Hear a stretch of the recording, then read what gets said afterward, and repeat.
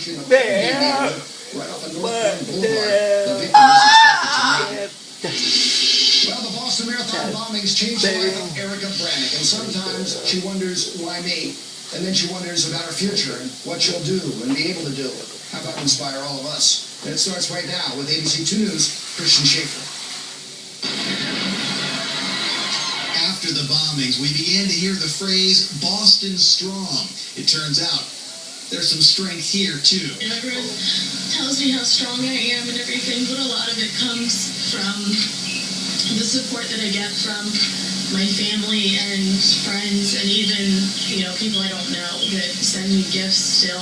Back home with her mother in Baltimore County tonight, Erica Brannick. She was the last of the marathon bombing victims to be released from Boston's hospitals. Her first stop in Baltimore was another hospital, Kernan Rehab. So this is the first night since the bombings more than 2 months ago that she'll spend outside a medical facility. It's like a weight is lifted, and I can finally go back to, a semi-normal life. Brannick and her sister were injured in the blast as they waited near the finish line. Their mother had almost finished the marathon when the bombs went off. There's a lot of changes going on at the house right now. She's got a little boardwalk to get up to the house. We've just had a great support of people coming out and offering their free services to us for her.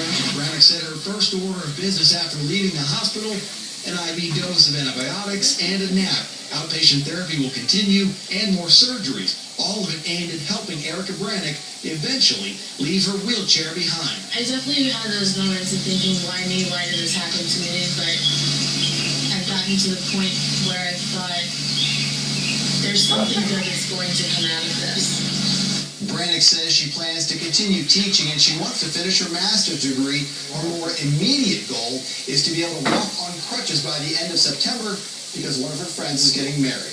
Christian Schaefer, ABC 2 News. The trial continues in the morning of the manslaughter trial of Baltimore County Police Officer James Laborde. The jury must decide if Laborde intended to kill Christopher Brown or not.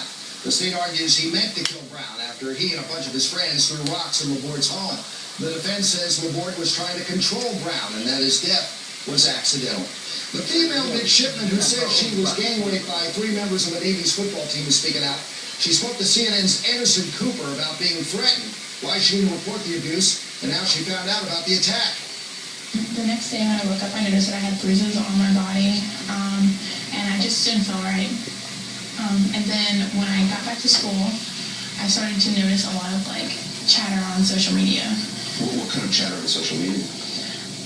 People were making really derogatory terms towards a female. I didn't know at the time that it was directed towards me. Well, she says she was afraid to report the crimes for 8 months because she feared retaliation. When another female student told the school about the buzz on social media, her name was released. She was charged with